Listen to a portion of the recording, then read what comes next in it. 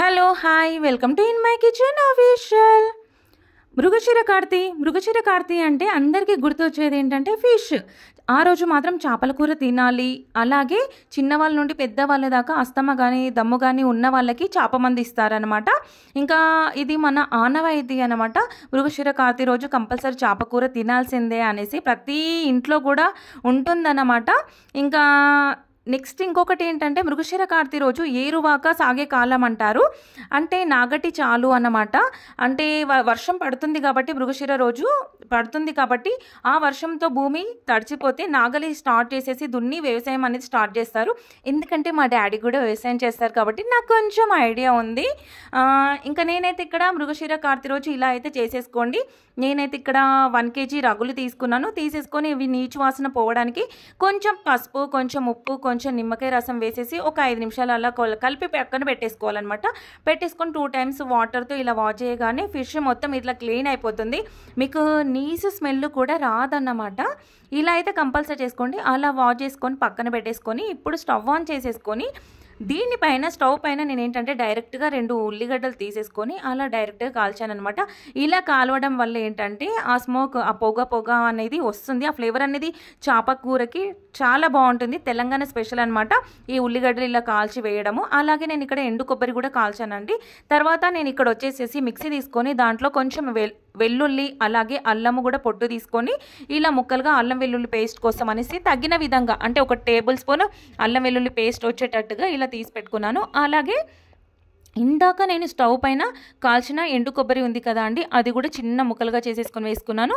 అలాగే ఉల్లిగడ్డలు కూడా కాల్చిందంతా కూడా పైన పొట్టంతా తీసేసుకొని ఇలా శుభ్రంగా చేసుకొని ఇలా మిక్సీలో వేసుకోవాలన్నమాట. ఇప్పుడు దీంట్లోకి అయితే మస్ట్గా ఏంటంటే గసగసాల అనేది ఒక హాఫ్ టేబుల్ స్పూన్ అయితే కంపల్సరీ యాడ్ చేసుకోండి. ఇదైతే సూపర్ అంటే సూపర్గా ఉంటుంది. ఇప్పుడు అలా గసగసాల వేసిన తర్వాత మిక్సీ పట్టేసుకొని పక్కన పెట్టేసుకోండి పేస్ట్. ఇప్పుడు మళ్ళీ స్టవ్ ఆన్ చేసేసుకొని నేను ఇక్కడ వచ్చేసేసి మట్టి పాత్ర అనేది తీసుకున్నానండి. చేపల కూరకి మట్టి పాత్ర అయితే ఆహా సూపర్ టేస్ట్ వస్తుంది అనమాట. ఇలా తీసేసుకొని ఇప్పుడు దీంట్లోకి మట్టి పాత్ర కొంచెం వేడవగానే 3 టేబుల్ స్పూన్ ఆయిల్ తీసేసుకొని దాంట్లోకి ఆవాలు, జీలకర్ర, కొంచెం మెంతులు వేసేసుకొని ఇప్పుడు దీంట్లోకి వచ్చేసేసి కొంచెం పసుపు కూడా యాడ్ చేసిన తర్వాత పచ్చిమిర్చి ఒక 4 తీసుకొని చీలికలు వేసుకున్నాను.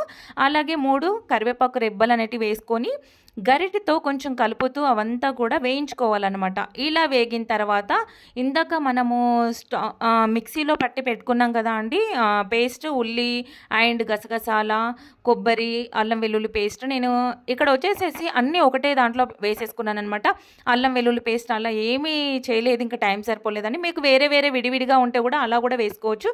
నేనైతే ఇక్కడ ఇలా పేస్ట్ మొత్తం తీసేసుకొని ఇప్పుడు ఈ పోపులో వేసుకొని కొంచెం ఫ్రై అయ్యే వరకు కూడా ఇలా వేసేసుకోవాలి. మొత్తం పూర్తిగా వేసుకున్నాను. ఏంటంటే మిక్సీ పట్టిన మిశ్రమం మొత్తం పూర్తిగా వేసుకొని కొంచెం ఆయిల్లో వేగగానే ఇప్పుడు దీంట్లోకి వచ్చేసి 1.5 టేబుల్ కారపొడి అనేది తీసుకున్నానండి. మీరైతే ఇక్కడ మీరు తీసుకునే క్వాంటిటీ ప్రకారంగా ఉప్పు కారం అనేది వేసుకోండి. నేనైతే 1 టేబుల్ అండ్ హాఫ్ కారపొడికి హాఫ్ టేబుల్ స్పూన్ కన్నా ఎక్కువ అంటే టేబుల్ స్పూన్ సాల్ట్ వేసేసుకున్నాను. ఎందుకంటే చింతపండు రసం వేస్తాం కాబట్టి అది పులుపుదనం ఇస్తుంది కాబట్టి కంపల్సరీ సాల్ట్ అనేది పడుతుంది. తర్వాత వచ్చేసి వేయించిన ధనియా పౌడర్ ఉంటుంది కదా అండి, అది కూడా నేను 1 టేబుల్ స్పూన్ నిండా వేసుకున్నాను. ఎందుకంటే మనకి సూప్లో గ్రేవీ అనేది కొంచెం చిక్కదనం ఉండాలి కాబట్టి ఇవి 3 కూడా ఫస్ట్ వేసేసుకొని ఈ ఉల్లిగడ్డ పేస్ట్లోనే వేసుకొని కొంచెం ఇలా గరిటెతో మొత్తం మిక్సీ వేసేసుకొని సిమ్లో పెట్టేసుకొని ఇలా కొంచెం ఫ్రై చేసుకోవాలన్నమాట. ఇప్పుడు ఇది మొత్తం కలిసిన తర్వాత ఒక 5 నిమిషాలు, ఒక 5 seconds తర్వాత ఇప్పుడు మనం శుభ్రంగా కడిగి పెట్టేసుకున్న చేప ముక్కలు ఉన్నాయి కదండి, ఈ చేప ముక్కలన్నీ కూడా దీంట్లో పెట్టేసుకోవాలి. ఈ విధంగా పెట్టేసుకోవాలండి కంపల్సరీగా.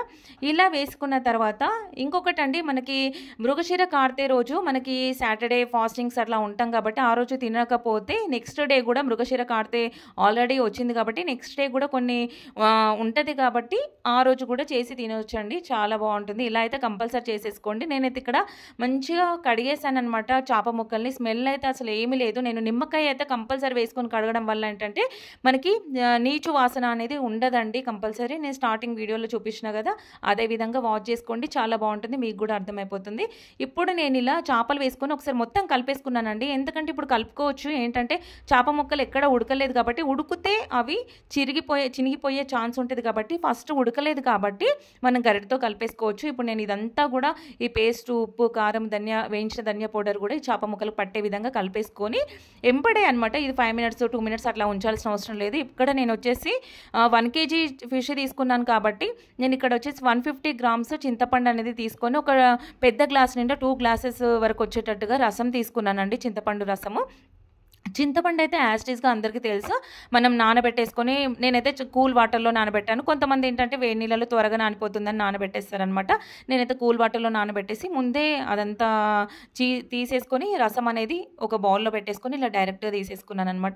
ఇప్పుడు ఇలా చింతపండు రసం పోసిన తర్వాత ఒక్కసారి గరిటెతో పైన గరిటెతో కలిపేసి తర్వాత ఒక 4 గానీ 5 గానీ 5 అవసరం లేదండి. ఒక 3, 4 సరిపోతుంది. 1 kg తీసుకున్నాను కాబట్టి ఇక్కడ ఫిష్.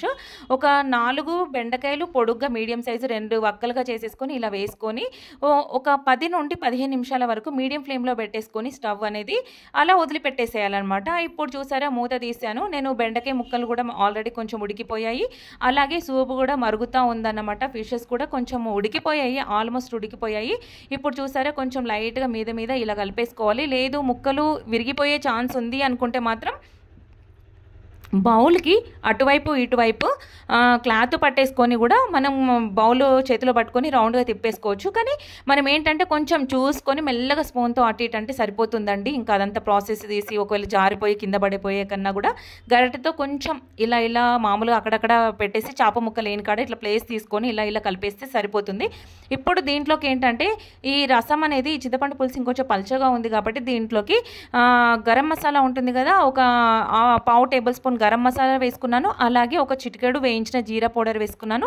అలాగే వేయించిన మనకి మెంతులు ఉంటాయి కదండి, వేయించిన మెంతి పౌడర్ అయితే ఎప్పటికీ ఉంటుంది కదా, ఆ వేయించిన మెంతి పౌడర్ కూడా ఒక చిటికెడు వేసుకోండి పైనుండి. ఇది ఎప్పుడు వేసుకోవాలంటే ఇంకో 10 మినిట్స్ 5 మినిట్స్ అయితే మన కర్రీ అయిపోతుంది. స్టవ్ బంద్ చేసుకుంటాం అనంగా వేసుకొని ఇంకొక 5 నిమిషాలు మనం మీడియం ఫ్లేమ్లో పెట్టేసుకొని మూత పెట్టేసుకొని అలా ఉంచేసుకోవాలి.